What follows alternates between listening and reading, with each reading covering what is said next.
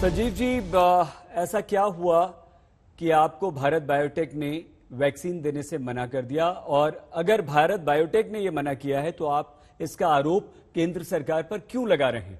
अभी हमारे यहाँ जो वैक्सीनेशन चल रहा है उसमें कोवैक्सीन की कमी हुई। जब कोवैक्सीन को लेकर हमने चिट्ठी लिखा तो हमें उनका जवाब आता है कि हम सेंट्रल गवर्नमेंट के डायरेक्शन के अकॉर्डिंग अभी हम आपको नहीं दे सकते हैं, वैक्सीन की हमारी कमी है। तब हम ये कह रहे हैं कि अगर ये एक तरफ आप कह रहे हैं कि राज्य अपने अपने नीड के अकॉर्डिंग सोर्स कर सकता है और दूसरी तरफ उसको सेंटर मॉनिटर कर रही है, और सेंटर मॉनिटर कर रही है, अगर हमने जिसको फर्स्ट डोज दिया सेकेंड डोज देने के कंडीशन में नहीं है तो फिर ये आरोप तो केंद्र सरकार पे लगता है। जो पत्र 7 मई 2021 को लिखा है अरविंद केजरीवाल ने, उसमें अगर भारत बायोटेक ये कहती है कि हमें तो पहले से जो करार हैं उनको सप्लाई करनी है, इसमें क्या गलत बात है? दूसरी बात, 26 अप्रैल को अरविंद केजरीवाल जी ने कहा था कि हमने 1,34,00,000 वैक्सीन ऑर्डर कर दी। यहाँ पे आम आदमी पार्टी के प्रवक्ता बैठे हैं, इनसे पूछिएगा कि अगर लेटर ऑफ इंटेंट दे देना या क्वेरी कर लेना ऑर्डर करने के समान है, ऐसा है क्या? अरविंद केजरीवाल ने दिल्ली की जनता और भारत की जनता से झूठ क्यों बोला? केवल करार की तिथि सबको बता दें। ममता बनर्जी क्या कहना चाहती हैं? भाई मदद तो आ ही रही है सब कुछ में, क्या हम आगे रहे? अब क्या दुनिया को बोलने लगे कि भाई हमें मदद कीजिए, हमें मदद कीजिए, हम परेशान हैं? 2 कंपनीज का वैक्सीनेशन तो नहीं चलेगी। इस तरह से अगर चलेंगे 3-4 साल लग जाएंगे।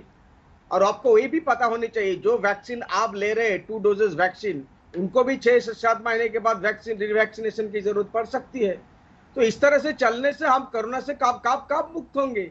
इसलिए कह रहे हैं कि इसको एक्सपांड करना चाहिए, जो वैक्सीन मार्केट है उसको एक्सपांड करना चाहिए, और अगर जरूरत है तो बाहर से हम वैक्सीन ले आ सकते हैं। इसमें क्या प्रॉब्लम है? क्या कमी कहीं रह गई है रागिनी जी? पिछले 15 दिनों में जहां पूरी दुनिया में मृत्यु दर 4% नीचे आई, भारतवर्ष में 14% ऊपर पहुंच चुकी है। और इसको नियंत्रित तभी किया जा सकेगा जब भारत के ज्यादा से ज्यादा लोगों का हम टीकाकरण कर पाएंगे, पर वो संभव नहीं है क्योंकि टीके इसलिए नहीं है क्योंकि मोदी जी ने जनवरी में डावोस में जाके वर्ल्ड इकोनॉमिक फोरम में ये घोषणा कर दी कि कोरोना तो गए हो, अब तो हम जंग जीत चुके हैं, पूरी दुनिया को देखना चाहिए। कहां पर चूक है, कितनी कमी है और क्या तस्वीर देश को बताएंगे?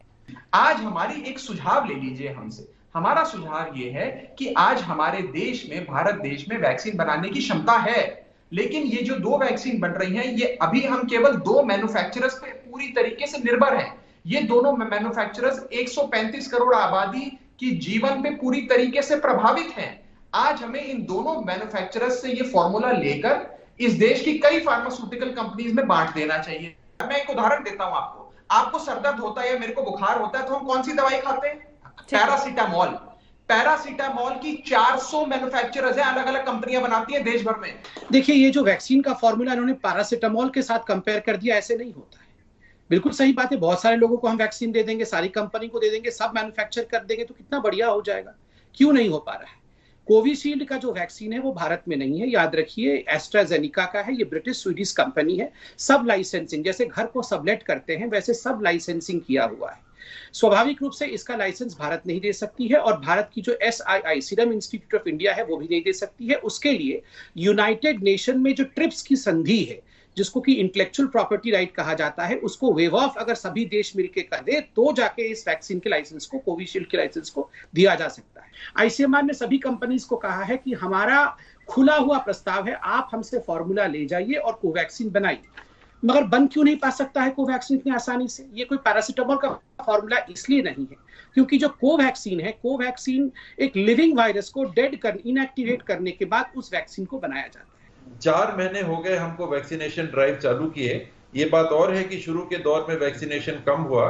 16 करोड़ अगर हमने वैक्सीनेशन करा ली है 4 महीने में, इसी अनुपात में अगर होगा, स्वाभाविक है कि अनुपात बढ़ना चाहिए, इसी अनुपात में अगर 160 करोड़ डोज हमको लगाने तो 10 गुना टाइम और लगेगा, 40 महीने। तो हमारी सच्चाई यही है कि हमारे पास वैक्सीन उपलब्ध ही नहीं है, उतनी वैक्सीन निर्मित ही नहीं है जितनी निर्मित है। आप उस दायरे में अगर बात करेंगे कि 7 करोड़ का जो आपको हिस्सा मिला है या मिलेगा, वो आपके पास है कि नहीं, तो मैं हाँ या ना में जवाब दे सकूंगा। हमारी क्षमता वैक्सीनेशन की कितनी है, उतनी वैक्सीन उपलब्ध है क्या, उतनी वैक्सीन देश की बाजार में, उतनी वैक्सीन देश की कंपनी में निर्मित नहीं हो रही।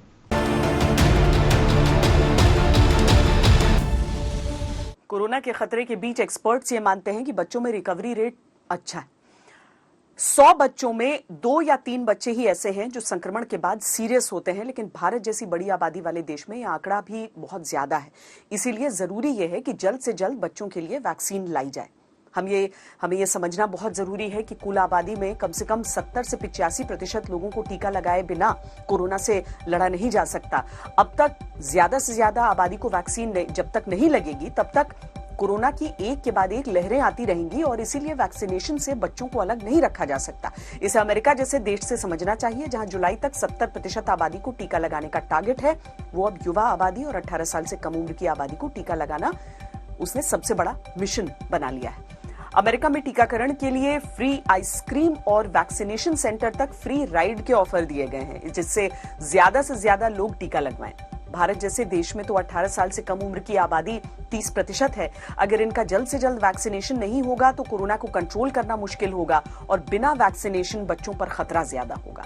भारत में कोवैक्सीन का बच्चों पर ट्रायल शुरू करने की मंजूरी दे दी गई है। भारत बायोटेक अपनी नेजल वैक्सीन पर भी काम कर रही है। जायडस केडिला भी 12 साल से ज्यादा उम्र के बच्चों के टीके पर काम कर रही है। अमेरिका और कनाडा में जिस तरह से बच्चों पर वैक्सीन के ट्रायल के अच्छे नतीजे आए हैं, वो पूरी दुनिया का हौसला बढ़ाते हैं, क्योंकि सबसे बड़ी चिंता यही रहती है कि बच्चों के लिए वैक्सीन सुरक्षित है कि नहीं। आज हमने बच्चों की वैक्सीन पर एक्सपर्ट से बात की है। जितनी भी वैक्सीन है अभी तक जो अप्रूव हुई है वो 3 प्लेटफॉर्म पे है। एक mRNA प्लेटफॉर्म पे है, वायरल वेक्टर प्लेटफॉर्म पे है और तीसरी वाली इनएक्टिवेटेड वैक्सीन प्लेटफॉर्म पे। मेरा ये विश्वास है जितनी भी वैक्सीन है जो सेफ है उन सबको वैक्सीन को जहां वो अप्रूव है वो सब बच्चों में ऑलरेडी या शुरू नहीं है तो शुरू हो जाएगा।